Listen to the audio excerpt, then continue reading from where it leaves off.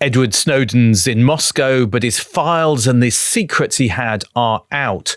But did those revelations make the world a better place, or was it all for nothing?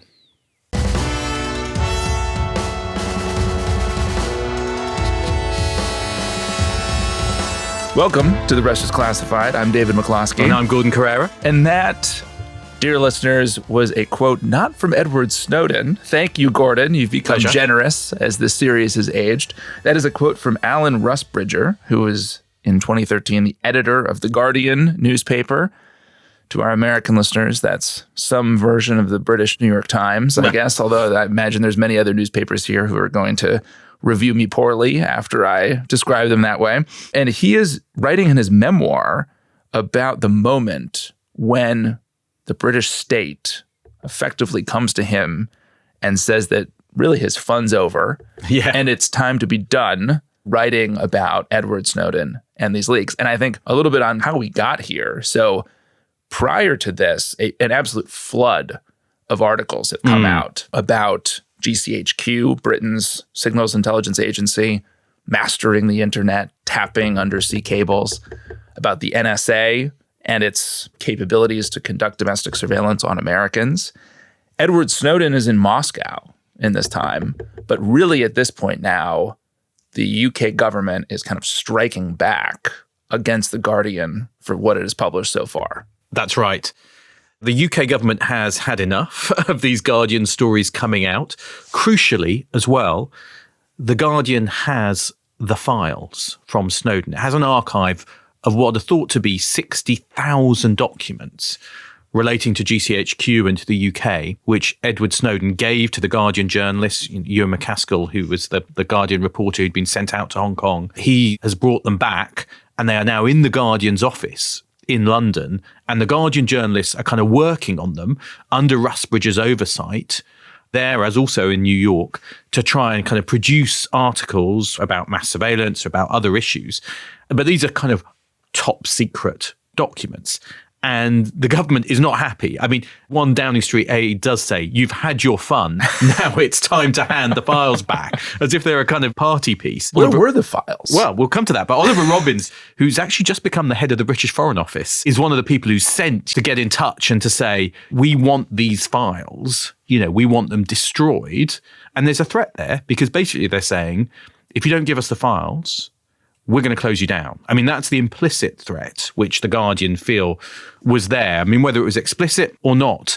And as we heard in that quote from Alan Rusbridger, the government officials are saying, how can we be sure, this is their argument from the government, that those files with really top secret information on them are secure in the office of the Guardian from foreign spy agencies. Hence the comment about assets of Chinese intelligence being on staff or having access to the building, that kind of thing. And that becomes the discussion between them because the Guardian say, well, look, we've got controls over who goes in there. It's in a special room. It's not connected to the internet. The files are not online.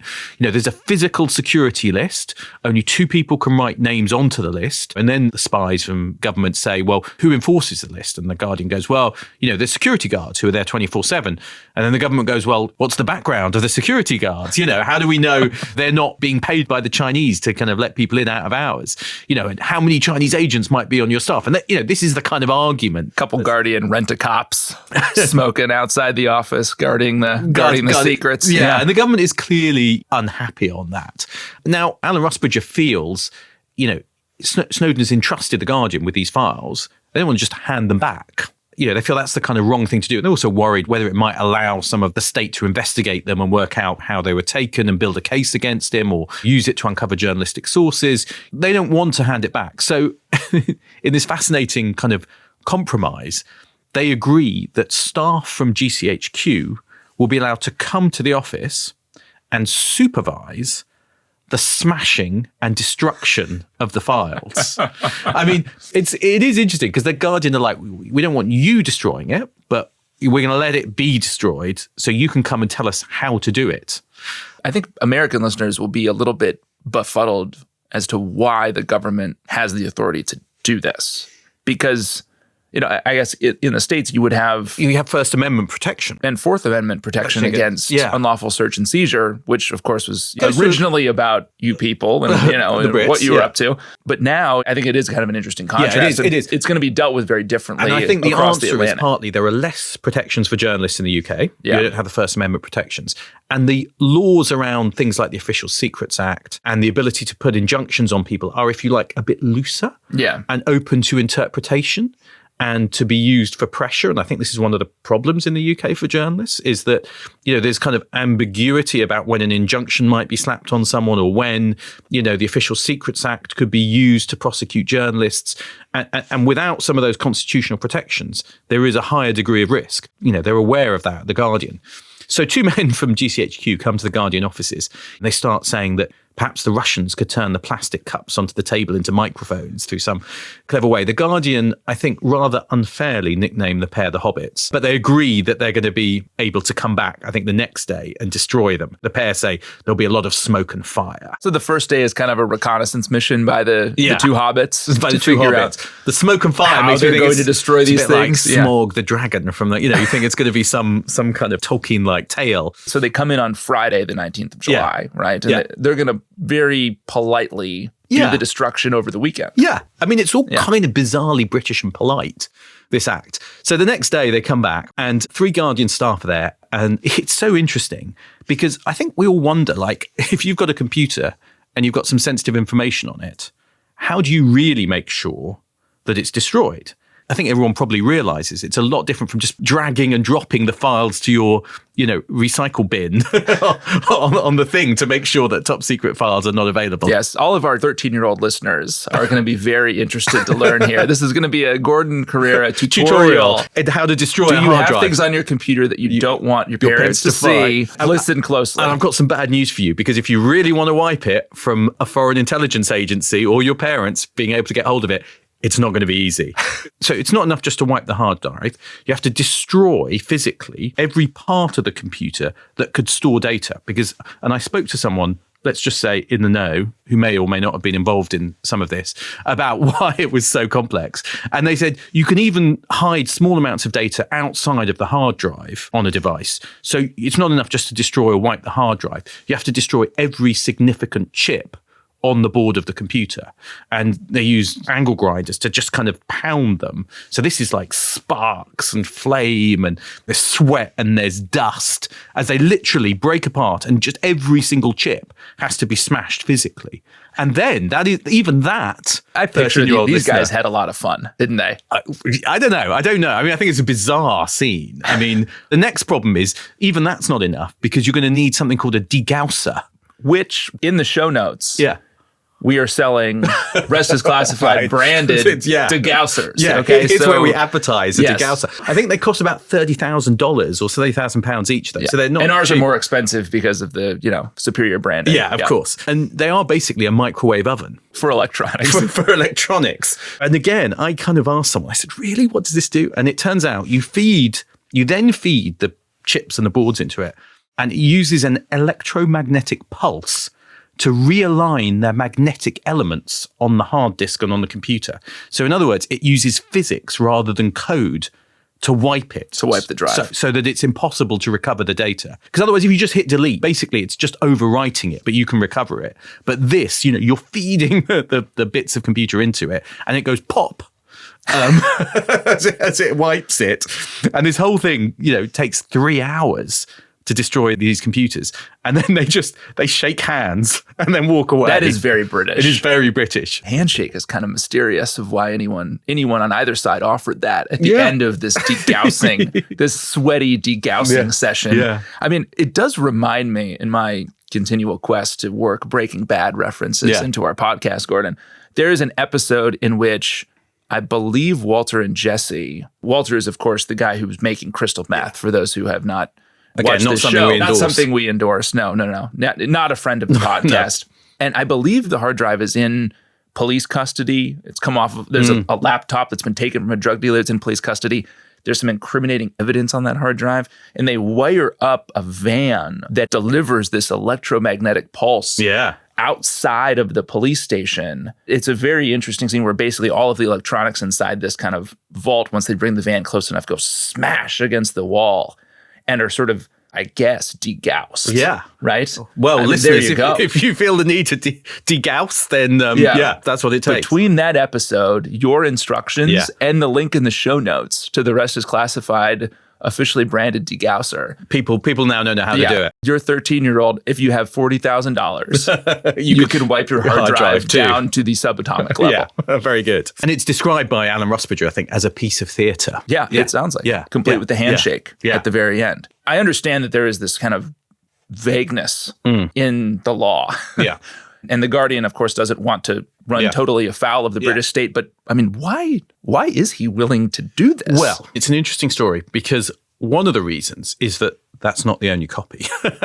And, as we said, British law is somewhat more restrictive, but they have another copy, which is in New York, where it's under First Amendment protection, and where the Guardian are also going to be working eventually with the New York Times, to whom they will actually give one of the archives in order to kind of keep it protected. At the very start, I did tease the idea that I might reveal something of a clandestine mission. That's right, you did. I did. And for those who remember all the way back, because it was a long time ago, I'll lift the cover. Like Chekhov's shotgun, you were delivering now. We put it on the mantelpiece. Now it must be fired. It's my tiny bit part in the story of Edward Snowden and the archive. So in that summer, kind of September 2013, I get summoned by my boss, BBC, the head of BBC News, who said, come and see me. And he says, I've got a mission for you, should you choose to accept it. No, he didn't quite say it like that. No, don't. You ruined it, Gordon. Did he say mission, though? Close. And the story is, at that point, The Guardian was feeling pretty lonely. And it was They've been degaussed. They've been degaussed. And also, a lot of the British press was having a go at them for endangering national security. And I think they were looking for allies, which is one of the reasons they were in touch with the New York Times and others. I was told that senior leadership of The Guardian had contacted senior leadership of the BBC to discuss, would we be interested in partnering and looking at this archive. And so my boss said, the mission is to go to New York and to look at the archive. And the instructions from my boss were, do not write anything down electronically. So don't put anything on a computer. Don't use your phone out to contact anyone about this. Just go and then come back and tell me what I think, give me a judgment on the archive and what we think could happen. Have a quick breezy look at 1.5 million documents. Top secret document. Come back with a synthesis. I was like, sure. So anyway, I head out to New York following my instructions of my clandestine mission. What was your cover for the travel? Gordon Corera, BBC journalist. I was not deep cover spy, David. And I go to New York and I meet, actually, in the Guardian office, I meet Alan Rusbridger, Janine Gibson, who is the US editor, Stuart Miller, her deputy. And they're very nice to me. And they say, sit down and go and have a look at the raw Snowden archive. I wasn't given rights to browse through the whole lot. I was given a kind of selection of the raw documents. And it's very interesting because even now, how many years later are we? 12 years later. Firstly, I can remember it vividly. And secondly, I still don't think I can describe some of the things I saw because I think they were that sensitive. To see stuff which is top secret, strapped to, in front of you. And also the stuff I saw was not stuff that had been made public. Probably interesting to give people a sense of it, but I'm going to be very careful what I say because I still think some of the stuff is very classified. So there was stuff about how the bearers kind of pick up data from the fiber optic cables. There was a very interesting report from a GCHQ staffer who'd been to a foreign country about what signals could be intercepted in a capital of that country and how they could be intercepted. Obviously quite interesting. Also with the name of the staffer on the file. There was something which was very sensitive, which was, and this was one of the most strangest things, it was a problem book for GCHQ mathematicians, right? It outlined what they could do in terms of finding certain types of communications and what they couldn't do, and then laid out the problem for the mathematicians to try and solve mathematically. And the booklet was just full of maths, which even with my A-level maths, I could not understand because this is like for the most advanced mathematicians in the country. But what was so sensitive about it and so fascinating was that it absolutely showed what they could do and what the limits were of their capability. So it told you exactly what, and this is why I'm being very careful, and I'm sure they've maybe changed now, but exactly what kinds of communications in a certain way could be intercepted and what kinds couldn't be. which obviously is very sensitive. And so it was amazingly interesting to see. But one of the things I came away realizing was, A, that there was some really top secret stuff in that archive. I mean, like properly top secret stuff. And secondly, that The Guardian actually had been very careful about what it was publishing. And I think now government officials I've spoken to recognize this with The Guardian. They were angry at the time, but there was a whole load of stuff that The Guardian didn't touch, which was incredibly sensitive and which could have been incredibly damaging. But anyway, last point of my story is two things happened, which were interesting. One was, so I've been told no electronic notes. I'd taken some very careful paper notes because I thought I need a kind of a memoir to know what to think about this, not of the actual content of the documents, but kind of just general stuff about what I thought about it or whatever. I got out of the Guardian office and I remember thinking to myself, going back to my hotel room and thinking, I'm not even sure I should have these paper notes. Wow. Because I think this is slightly dangerous. Did you eat them? I'll come back to that because there's a particular risk because actually in August, Glenn Greenwald's partner, David Miranda, had been stopped at Heathrow Airport under terrorism powers because they believed he was taking documents from the archive and taking them, I think, from Berlin, Laura Poitras to Rio to Glenn Greenwald, but via London. And they'd stopped him under the Terrorism Act, which was very controversial because it was basically someone couriering, but for journalism, and they're using terrorism powers against him. And so there was quite a lot of worry, like, hang on a sec, if the authorities know I'm coming back, might they think I've got something? If you're muling papers. If I'm muling papers, am I going to get? get arrested? So I thought, got to destroy this stuff. How do you destroy papers, David?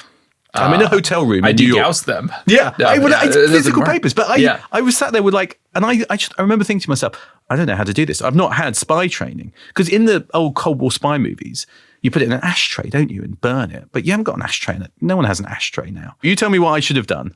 Well, I'll tell you what I did. You tell me what you did first. I tore it up into tiny bits, and then I went round various cafes in Manhattan and then flushed it down toilets. I think that's the right answer. Oh, good. Yeah. No, I do. I think that's the right answer. I think critical to hit multiple. Yeah. Better if you had a map of the sewage network to make sure it didn't end up in the same place. And someone's going to reconstruct it. But yeah, I think multiple toilets, small pieces. And I'll give you my last weird... Did you shred it or did you rip it yourself? I ripped it. Oh, okay. Yeah. You should have bought a shredder. Okay. Last bit of this story, which is also bizarre. So I don't want to make this all about me, but... So phone and laptop locked into a safe in the hotel room all the time. Never took them out. So then I go back to the airport to fly home.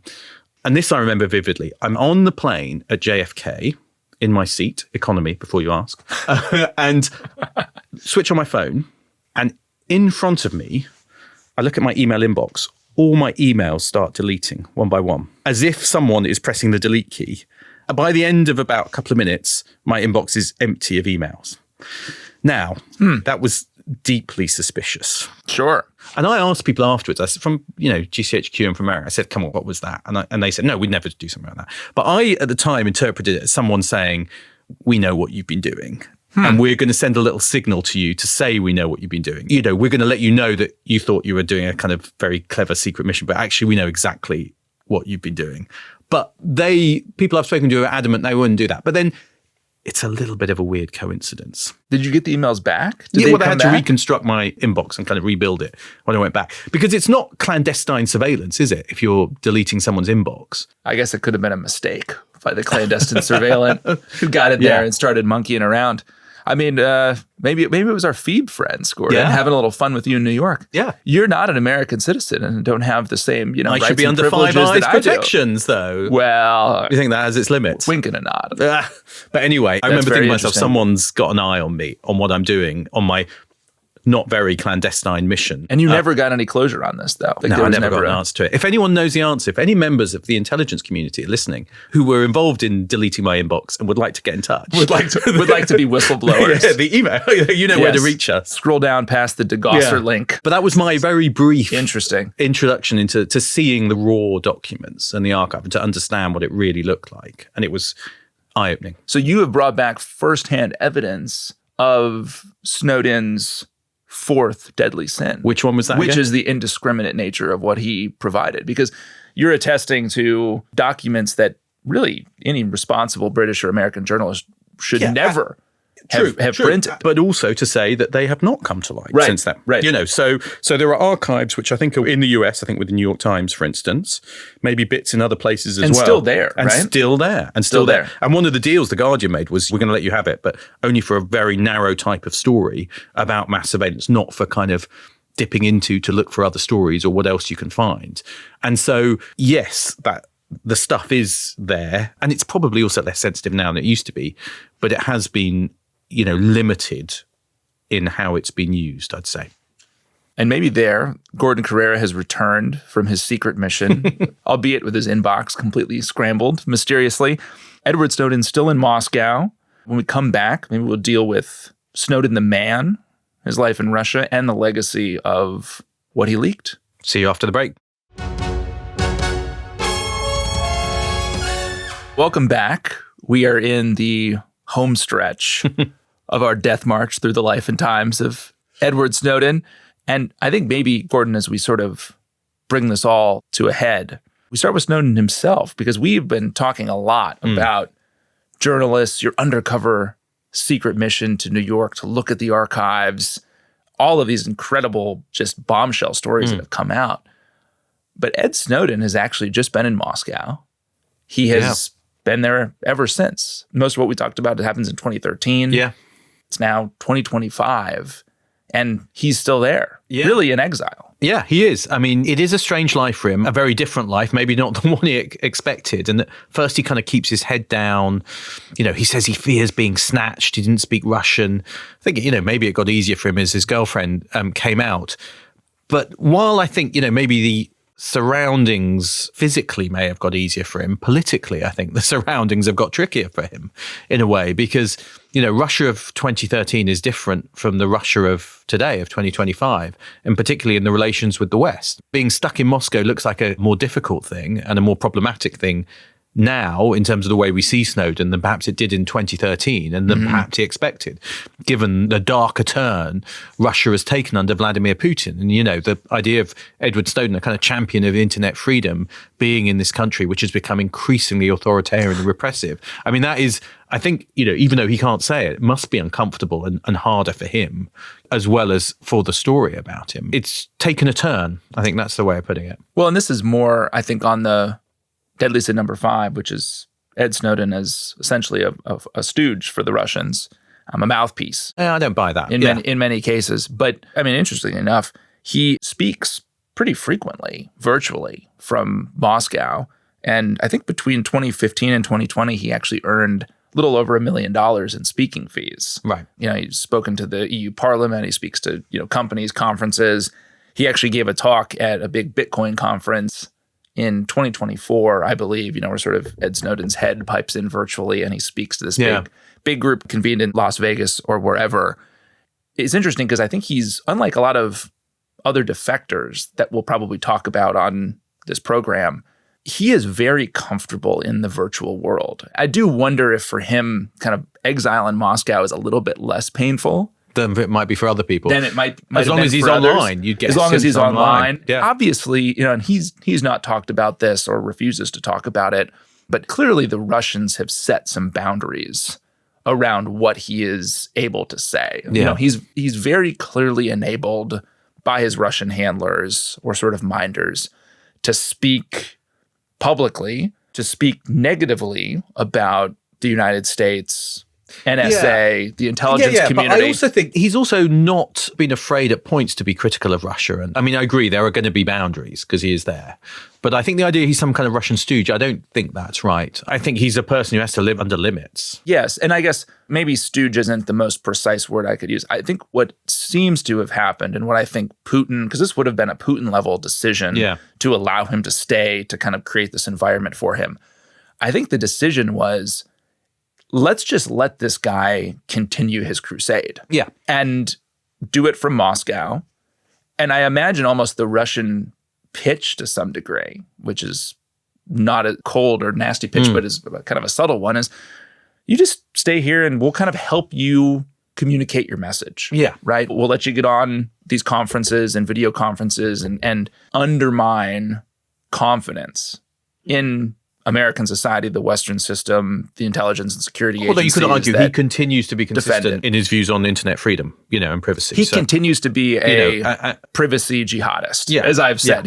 And he's consistent in that. He is consistent in that. Yeah. It's very interesting. He essentially has come out and said that he believes that the provisions of the U.S. Constitution around the right to expression and the right to privacy really apply to everybody, not just Americans, right? Yeah. And so he's kind of continued that really pretty extreme viewpoint. He's taken that to its logical end in what he communicates from Russia. But let's step back at this point, because I think it is interesting 12 years on to kind of look at the legacy and what all of this led to and what it meant. Because at the time it was very intense. But I think now with a bit of hindsight, you can see a more balanced view, I think, of what Snowden left behind from that, kind of amazing period. He wanted to expose some of these programs. He exposed them. I think the reality is, and I think this is really interesting, is that most of those programs, whether it's the US or the UK, are still going. Yeah. But they are going under much greater public understanding, oversight and accountability, and under different legal frameworks. That, I think, is important as a legacy. Because I think, there is this comment from David Anderson, who did a big study about the kind of British powers that GCHQ, for instance, had. And his argument was, it's not necessarily that they shouldn't have had the powers, but the lack of accountability and transparency about them made them undemocratic because there wasn't enough control or understanding of how those powers were being exercised. And I think that is an important legacy of Snowden, is to create a public debate and to improve the oversight of these powers that the state had, rather than stop them having the powers, though, which is a different point. It probably is worth just a little bit of a reminder on precisely what he exposed, because I think it is basically three buckets of capabilities, right? And I'll just speak to the American context here. The first one is that the National Security Agency was collecting information from U.S. tech companies to be able to target foreign citizens of the United States and their communications outside of the United States, but that would pass through those U.S. tech companies, right? So that's kind of like one bucket, PRISM. The second one is that the NSA, the National Security Agency, was collecting telephone metadata in bulk on American citizens from Verizon, AT&T, to enable not searches directed on U.S. persons, but to enable connections to be made. For example, if a safe house in Karachi gets taken down by CIA, phones are collected. They want to see who in the United States those phones might be in contact with. It allows for that kind of searching and connection, right? And then there's another, I think, bucket around the NSA collecting information from U.S. tech companies abroad. Right, yeah. Right? That's more kind of traditional sort of foreign hacking, right? Yeah. So in those cases, and actually Bart Gellman, who is the Washington Post reporter who wrote this book, Dark Mirror, on these collection programs, basically says that the NSA behaved responsibly in its searches through those databases, and there wasn't anything he could dig up to really show that they were misused. But let me give you... I just think it's an important context. It's a good bit of context. But for instance, the database of US phone numbers, they searched it 288 times in 2012 for times when a foreign terrorist dials a US number. 13 leads are past the FBI. One person, this is according to official statistics, gets caught planning an attack in Times Square and arrested. But the FBI actually knew about him anyway. So you have a kind of mass collection of data on Americans, but actually, is it proportional? Is it worth it? It's part of that post 9/11 era of kind of collect everything, who knows how it'll be useful. And that metadata program has kind of died, effectively, and it's gone. Yeah. I think it was sunsetted, those Patriot Act stipulations. So, which suggests it had some utility, but not enough to keep it going. Yeah. PRISM is still there, effectively, 702, but debated, and it's quite political about how... Very political in the US. Some of those capabilities are there and clearly had some use, but I think it's quite hard to judge from the outside how vital it was they had these capabilities. As I said, to my mind, the mistake was not necessarily building the capabilities, but thinking that you could do some of this without greater public understanding or transparency or accountability. I'd put it down to just read that quote from Bart Gellman, where he said, quote, "Nothing in the Snowden archive and nothing I learned independently offered reason to doubt that the NSA workforce did its best to follow the rules in good faith." And so there's a lot of different kind of core debates we could kind of bring this down to. I don't think this is a debate so much about whether the NSA or the FBI was really spying on Americans. I think this is a debate about whether we as a society want our government to possess this information in the first place, right? It's about whether the government has the right or whether it's good that the government possesses this. A lot of the real scary scenarios here are not what's happened with this already as it relates to Americans. It's about what could happen in a future where this information is potentially used by a more authoritarian without state, wishing to get into US politics. I mean, you could argue we are in a more authoritarian world, in which states and how they use intelligence agencies change over time. And therefore, you can have these capabilities in secret and go, well, it's fine because it's all under strict controls and the people are good people. But all it takes is a more authoritarian government to go, I want to use that capability in a slightly different way and tweak the secret way in which it's used. And suddenly you're on the road to something else. So that's why I think how much you want those controls over the state, I think is a really interesting question. Another area I think is how much damage did Snowden do to this spying game? I mean, at the time, again, I think you can see this in a different way now that we look back. Because there was a lot of he's done huge damage to the capabilities, stuff has been switched off. We're going dark, which is the kind of intelligence phrase for when you could watch something, a target, on the internet or their communications, and then you lose that ability. I spoke to someone recently, they said, it wasn't so much we went dark, it went spotty. It lost a bit of insight, and it did have, I think, some damage to some of those capabilities because it revealed to, terrorists and others how much the US could observe them, that they could get their Gmail through PRISM and things like that. And therefore they changed their behavior. But, I think the intelligence agencies are pretty good at adapting. It was interesting. One person said to me that if there was a mistake or a loss to it, it was that they spent so long really focused on regaining their access and their capability to watch terrorists and insurgents at that point. And that if anything, that meant they took their eye off the ball of what other states were doing, your kind of Russia and China, because they were so focused on rebuilding the capability over Snowden. And that might be one of the kind of consequences of it, is that Russia and China got a bit more of a pass. You can see China since then thinking, how can we build an equivalent capability? How, for instance, potentially could they use some of their tech companies? We've talked about TikTok in the past, to collect data or to do things like that. TikTok obviously say they wouldn't do it, but you could imagine if you're in China, you're thinking, hey, America is using its tech companies, it's using all this access, it's got all these databases.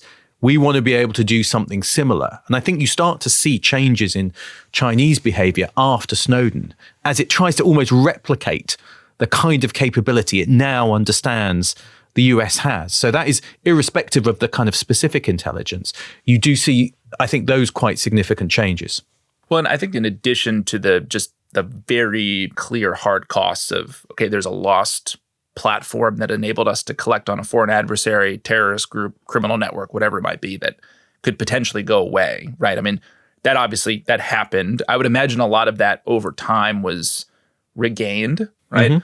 But there was a massive effort inside the intelligence community. I mean, this is when I was still inside. I mean, and I was not directly related to this at all, but a massive effort to try to understand who had what information and to really conduct a kind of damage assessment. So there's a massive number of man hours. It's probably just not even possible to calculate. Dealing with the Snowden fallout internally. There's also the fallout. We talked a couple episodes ago about those tech companies on that slide.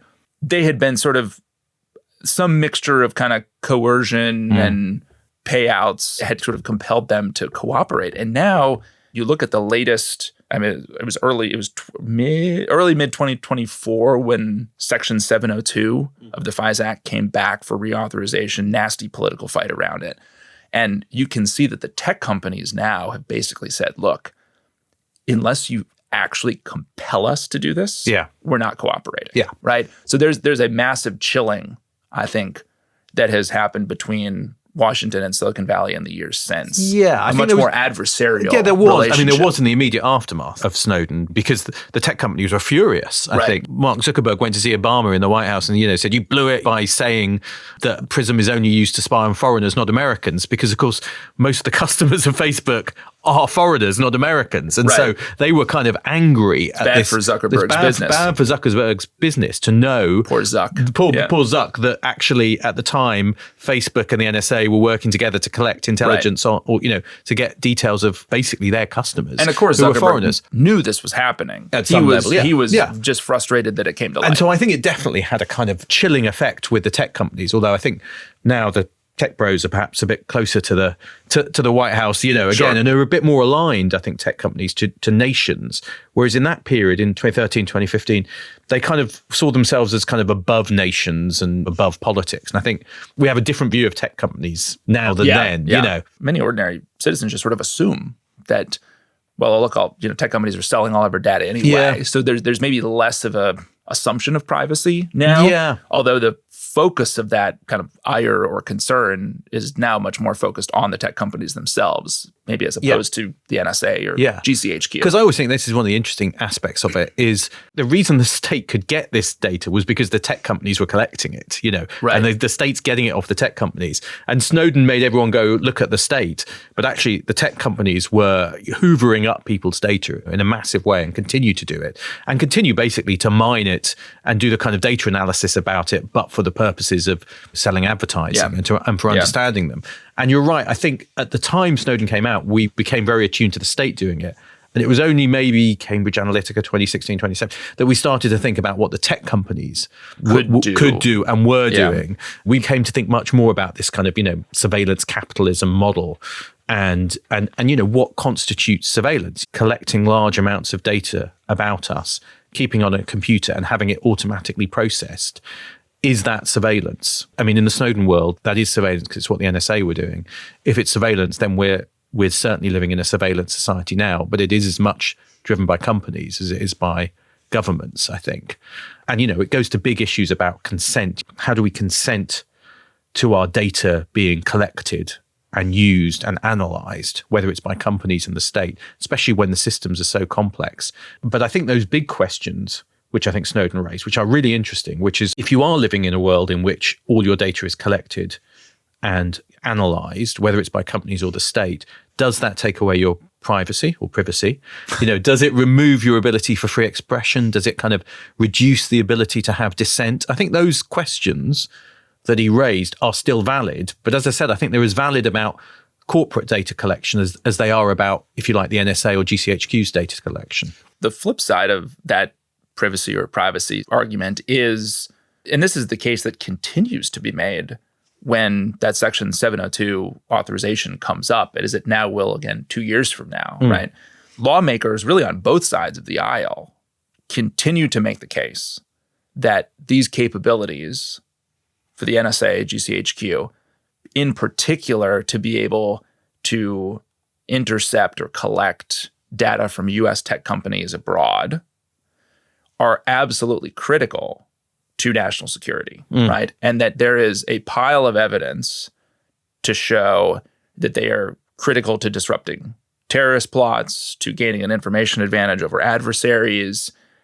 I believe they've even been linked to the takedown, really the targeted killing of Ayman al-Zawahiri, the head of al-Qaeda a few years ago.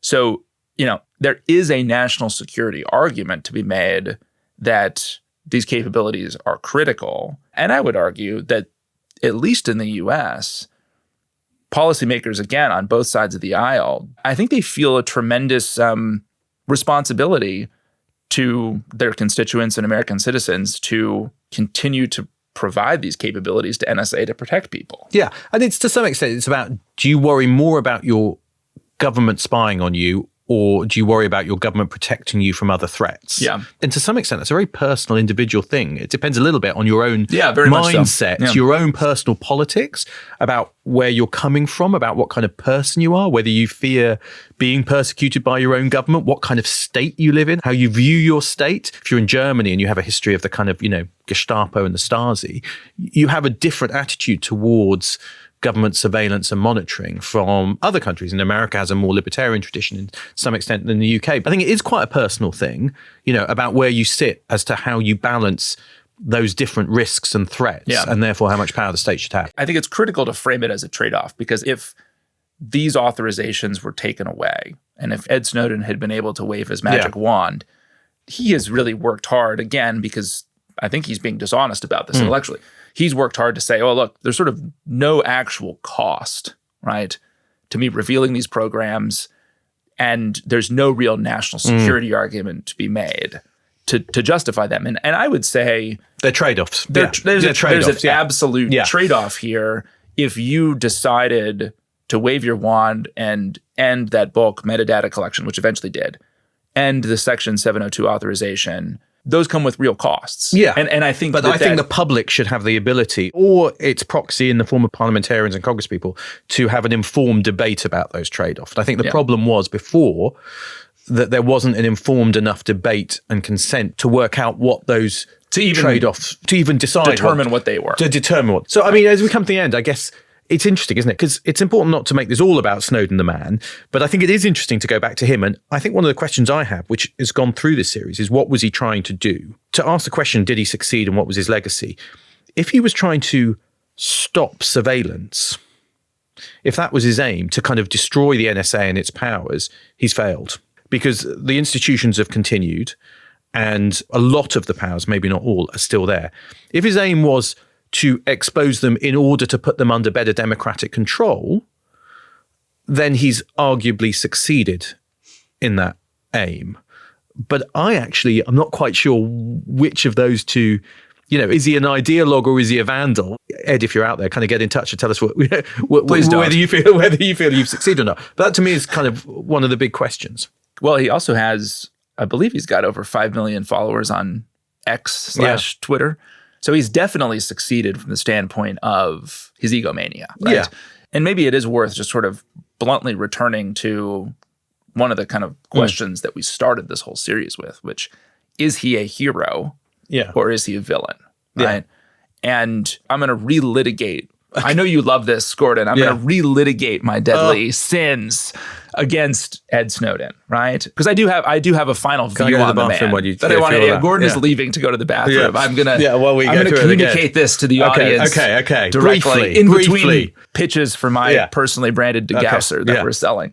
Okay, so number one, he has a demonstrated track record throughout this whole episode of fabricating stories and exaggerating his access and telling outright falsehoods about the chronology. Second one, very impure motives. I would argue, I think there's a little top hat of ideology on this one. I think that the core of this is a bit of a revenger's tale against the NSA and against really his superiors for not seeing his genius, right? The downloads start in 2012 after a big fight at NSA with his superiors about a software patch in which he gets reamed for having raised the issue to Fort Meade, right? Sin number 3, he does not avail himself of any of the whistleblowing routes. Now, I'm having worked in a monstrous government bureaucracy, I completely sympathize with the fact that these routes are clunky, uncertain. He had other whistleblowers before him who were sort of told to pound sand. Yep. The routes were available to him. He decided to not take them. Yeah. Okay. The fourth one, the completely disproportionate nature of what he leaked relative to his stated goals. If he wanted to focus entirely on the NSA's surveillance on Americans, there's a very small portion of the documentation of the 1.5 million documents, pages of documents that he took that he could have taken to make that case. And I think he would have been treated a lot differently. The last one, you've disputed Sin 5, you disputed my word that he's a Russian stooge, but he has become, I think, a mouthpiece in a Russian active measures campaign against the West. Passively, they let him talk, right? They let him spread this message. I think all of this, to my mind, is absolutely villain. No way he's hero. I see him as an arsonist, right? And here's why. I think that there have been, and out of this debate over privacy versus national security, more transparency, more openness with the public about what's actually going on. I think that is good. Yeah. I think it's probably good, not to get too technical, I think it's probably good that bulk metadata collection was sunsetted and taken away, because I actually think that is the most egregious example of really unlawful search and seizure on the part of the U.S. government, right? I'm glad that's gone. But to my mind, the system that we have today, which I think is better than the system that he, was fighting against, is kind of like if I had a house, you burned my house down, and then I build a better house 10 years later. I'm not really thanking the arsonist for burning my old house down. And I think that's the role he played. And I think, he could have done things a lot differently.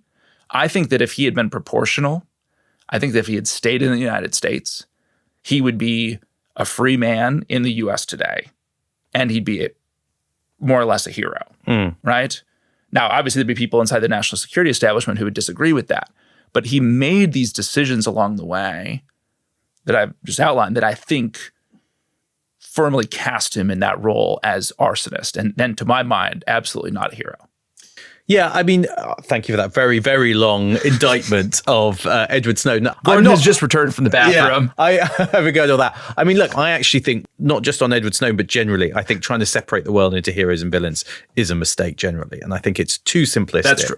And I think it's always a mistake. People are more complicated than that. People's motives, I think we can see with Edward Snowden, may have been complicated and confused between the ideological and the grievance. And I think that is true.